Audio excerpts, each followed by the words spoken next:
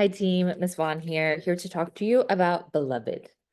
This video is just gonna set the scene, get some context, some details, and some explanation for framework in which I want you to be reading the book Beloved.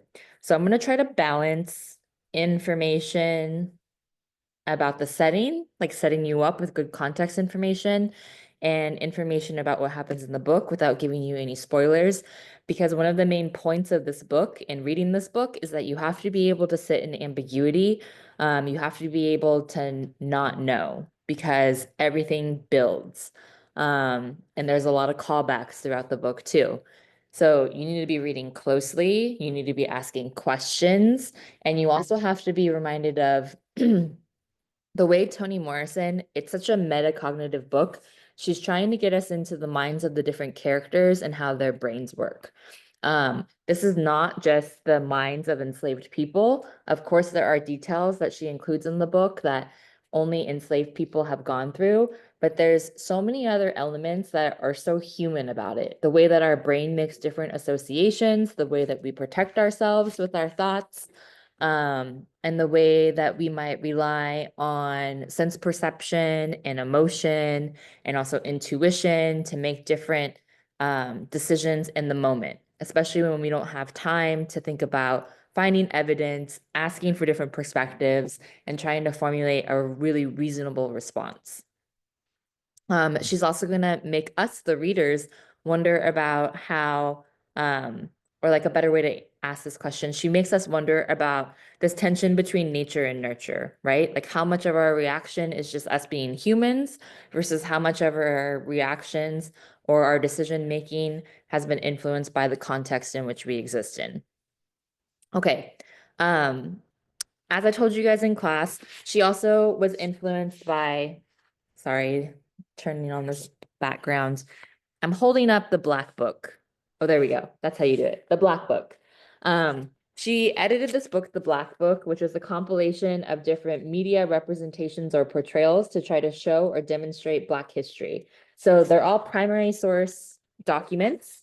And there's no analysis, there's no interpretation. It's just everything is laid out there.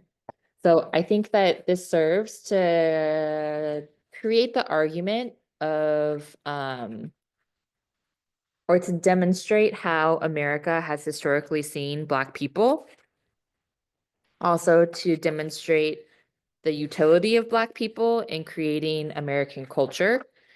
And I mentioned this because while she was putting this together, she came across a clipping of a woman named Margaret Garner. So Margaret Garner was an enslaved woman, and she had escaped to a free state, Ohio. And because of the Fugitive Slave Act, her slave owner went and found her and wanted to take her back into slavery.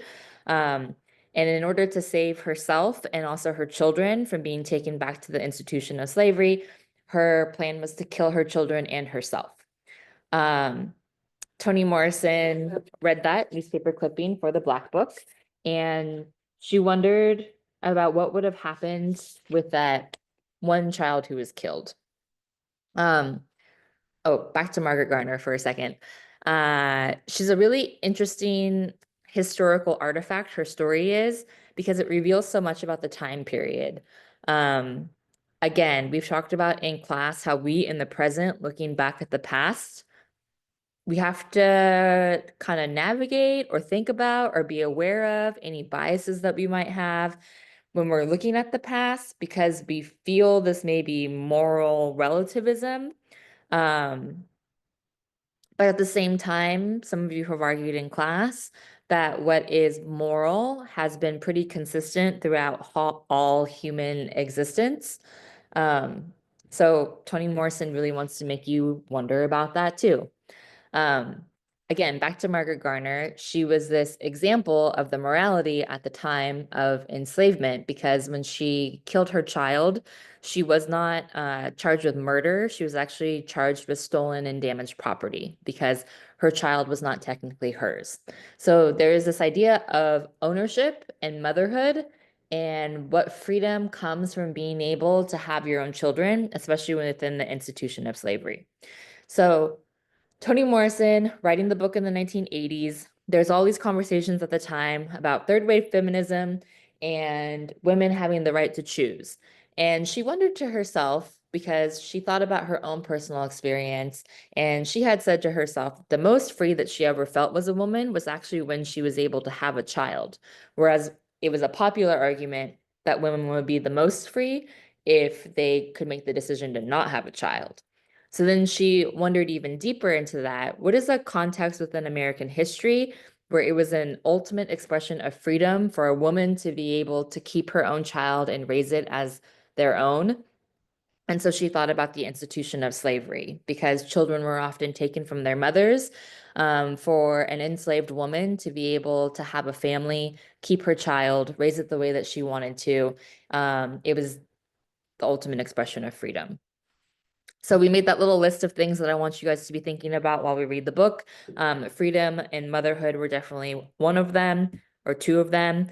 And then also this idea of ownership, and not just ownership in terms of enslaved people being owned by people, but ownership in being able to have ownership over yourself, your emotions, your history, the stories that you tell yourself, your thoughts, and the associations that your brain makes too. And we've had a lot of conversations in class about the trickiness of the subconscious and the conscious mind.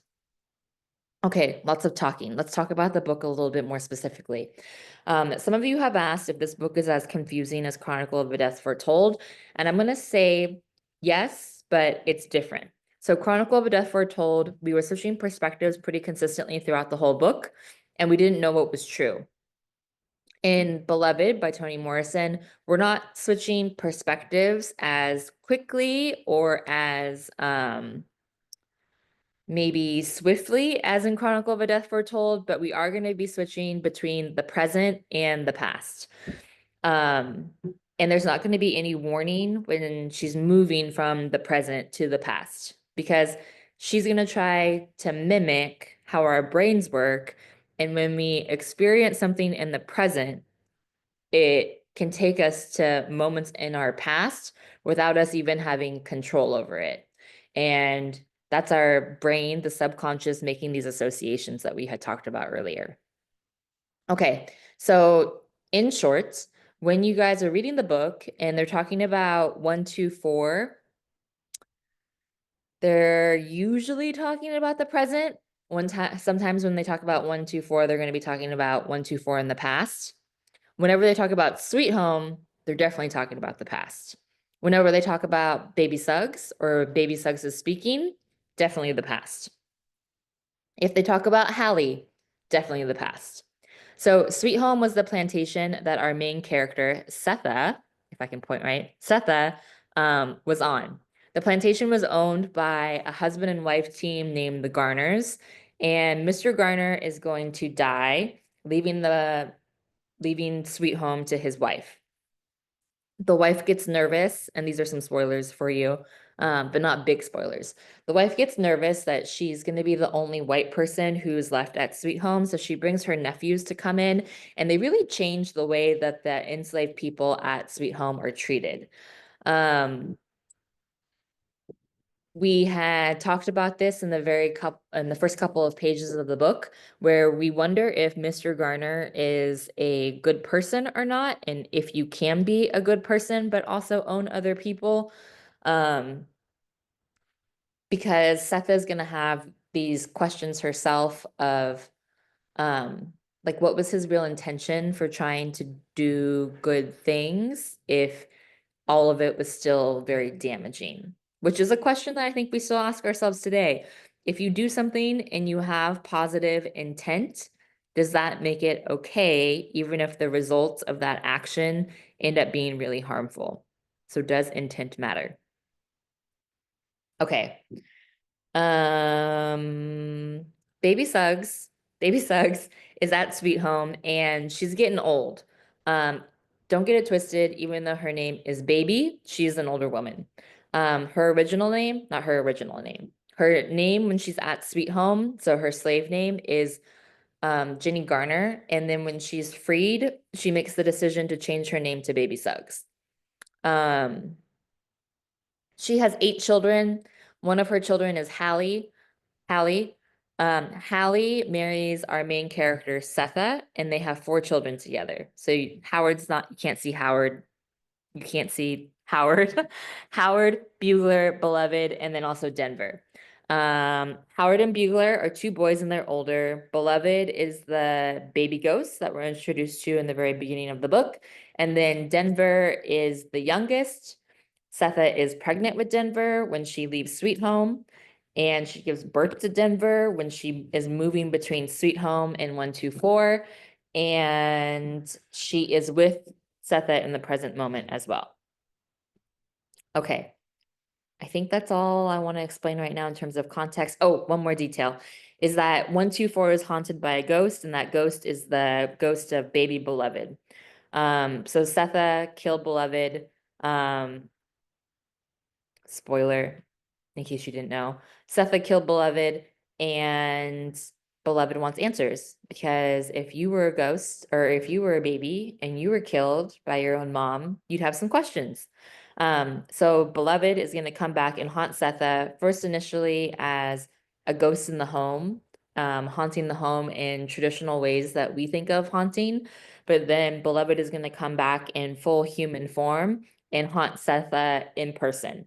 And that plays on African folklore, and a lot of East Asian, South Asian cultures also believe that ghosts, their whole intent and purpose is that they are going to teach you a lesson. They're not going to be able to do their job as efficiently if they're these kind of shadowy figures. So they're most effective when they come back in full human form. So Beloved's gonna haunt the house first in traditional ways. She's gonna come back later in full human form to haunt Setha. And when I say haunt, it's not solely just to scare Setha. It's because Beloved wants answers for why she was killed. And in order for us to really get to the root of why Setha killed Beloved, we have to have this full psychological and historical understanding of why Setha did what she did. So that's the main plot of the book, is Setha coming to terms with everything from her past. Okay, that's it for context. I hope this was helpful. I'm gonna have another video where I'm gonna be reading chapter 1 and stopping it along the way to ask you questions, and also for you to be able to put notes in your book as you read.